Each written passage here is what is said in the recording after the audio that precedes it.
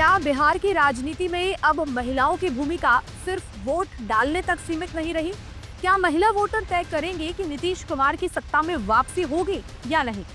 नमस्कार, आप देख रहे हैं जी भारत और मैं हूं आपके साथ वर्षा सोनी। बिहार की सियासत में नीतीश कुमार एक ऐसा नाम है जिन्होंने महिला सशक्तिकरण को लेकर कई बड़ी योजनाएं चलाई, फिर चाहे वो मुख्यमंत्री कन्या उत्थान योजना हो या साइकिल योजना। लेकिन अब सवाल ये है कि क्या उन्हीं महिला वोटर्स का समर्थन एक बार फिर नीतीश कुमार को सत्ता दिला पाएगा?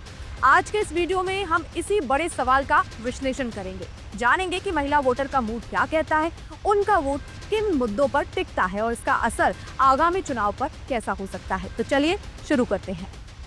जैसे जैसे बिहार में विधानसभा चुनाव की तारीखें नजदीक आ रहे हैं, मुख्यमंत्री नीतीश कुमार का जोर अब सिर्फ चुनावी रैलियों या भाषणों पर नहीं, बल्कि अपनी योजनाओं को जमीनी स्तर पर लागू करने पर है।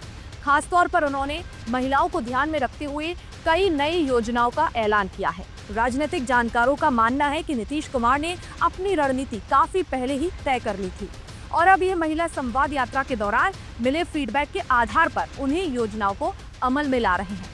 माना जा रहा है कि आने वाले 2025 के विधानसभा चुनाव में महिलाएं निर्णायक भूमिका निभा सकती हैं, तो वहीं नीतीश कुमार की सत्ता वापसी की राह तय करेंगी। आइए जानते हैं कि 7 बड़ी घोषणाएं जो नीतीश कुमार की चुनावी रणनीति में महिलाओं की भूमिका को साफ तौर पर दर्शाती हैं। पहला, जीविका दीदियों को दोहरी राहत। ग्रामीण महिलाओं से जुड़े जीविका समूह को बड़ा तोहफा देते हुए सरकार ने 1,40,000 जीविका कर्मियों के मानदेय को दोगुना कर दिया है। इसके अलावा बैंक ऋण पर ब्याज दर भी घटाकर 10% से 7% कर दी है। ये फैसला गांव की महिलाओं की आर्थिक स्थिति को मजबूत करने की दिशा में अहम माना जा रहा है और इसका सीधा असर उनके राजनीतिक रुख पर पड़ सकता है। सरकार ने राज्य की 8,053 ग्राम पंचायतों में विवाह मंडप बनाने के लिए 50 लाख रुपए प्रति पंचायत स्वीकृत किए हैं। खास बात यह है कि इन मंडपों का संचालन और प्रबंधन स्थानीय महिलाओं के हाथ में होगा। इससे महिलाओं को आमदनी का जरिया मिलेगा और उनकी सामाजिक भूमिका भी बढ़ेगी। यह कदम महिला नेतृत्व को बढ़ावा देने के साथ साथ चुनावी समीकरणों को भी साधने वाला है। स्वास्थ्य व्यवस्था में अहम भूमिका निभा रही आशा और ममता कार्यकर्ताओं के मानदेय में बढ़ोतरी की गई है। आशा कार्यकर्ताओं को अब 3,000 रुपए, पहले 1,000 रुपए दिए जाते थे। ममता कार्यकर्ताओं को 600 रुपए, पहले 300 रुपए और आशा फैसिलिटेटर्स को बढ़ा हुआ वेतन मिलेगा। ये बदलाव 1,20,000 महिलाओं को सीधे फायदा पहुंचाएगा। साथ ही 29,000 नई आशा वर्कर्स की भर्ती भी जारी है, जो इस नेटवर्क को और मजबूत करेगी। डिजिटल युग में महिलाओं की भागीदारी बढ़ाने के लिए आंगनबाड़ी सेविकाओं को मोबाइल खरीदने के लिए 11,000 रुपए की सहायता दी जा रही है। ये कदम तकनीकी सशक्तिकरण की दिशा में बड़ा माना जा रहा है, जिसकी नींव महिला संवाद यात्रा के दौरान रखी गई थी। नीतीश कुमार की सबसे महत्वाकांक्षी योजनाओं में से एक है मुख्यमंत्री महिला स्वरोजगार योजना। इसके तहत हर परिवार की एक महिला को 10,000 रुपए का अनुदान मिलेगा, जिसे लौटाना नहीं होगा। यदि वह अपने काम में सफल होती है तो 6 महीने बाद 2 लाख रुपए तक का बिना गारंटी वाला ऋण भी दिया जाएगा। इस योजना के लिए सरकार ने 20,000 करोड़ रुपए का बजट रखा है। स्कूलों में मिड डे मील तैयार करने वाली रसोइयों का मानदेय 1,600 रुपए से बढ़ाकर 3,300 रुपए कर दिया गया है। चूंकि इस क्षेत्र में बड़ी संख्या में महिलाएं कार्यरत हैं, ये फैसला भी सीधे तौर पर महिला वर्ग को प्रभावित करेगा।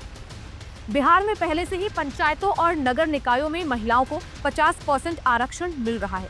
साथ ही सरकारी नौकरियों में महिलाओं को 35% आरक्षण भी लागू किया गया है। हाल ही में शिक्षक नियुक्ति में डोमिसाइल नीति लागू की गई है, जिससे स्थानीय महिलाओं को नौकरी में प्राथमिकता मिलने लगी है। ये रोजगार और आत्मनिर्भरता की दिशा में बड़ा कदम है। महिलाएं क्यों है नीतीश की रणनीति का सबसे मजबूत स्तंभ?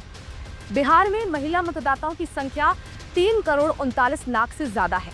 दिलचस्प बात यह है कि 2020 के विधानसभा चुनाव में पुरुषों की तुलना में 6% ज्यादा महिलाओं ने वोट डाले थे। पुरुषों का मतदान प्रतिशत 54% था, जबकि महिलाओं का 7%। जीविका जैसी योजनाओं ने महिलाओं को न केवल आर्थिक रूप से मजबूत किया है, बल्कि परिवार और समाज में उनकी निर्णायक भूमिका भी बढ़ाई है। यही वजह है कि 2025 के चुनाव को देखते हुए नीतीश कुमार महिलाओं को साधने में कोई कसर नहीं छोड़ना चाहते। क्या महिलाएं बनेंगी गेम चेंजर? तो क्या बिहार की राजनीति में महिलाएं अब सिर्फ दर्शक नहीं, बल्कि असली गेम चेंजर बन चुकी हैं? नीतीश कुमार की 7 घोषणाएं साफ तौर पर दिखाती हैं कि उनका पूरा फोकस महिला वोट बैंक को साधने पर है। लेकिन असली सवाल ये है कि क्या ये योजनाएं जमीनी हकीकत में तब्दील हो पाएंगी और क्या महिलाएं एक बार फिर नीतीश कुमार को सत्ता की कुर्सी तक पहुंचाएंगी? आपकी क्या राय है? क्या ये रणनीति कामयाब होगी? कमेंट बॉक्स में अपनी राय जरूर बताएं। तो लाइक करें, शेयर करें और चैनल को सब्सक्राइब करना न भूलें।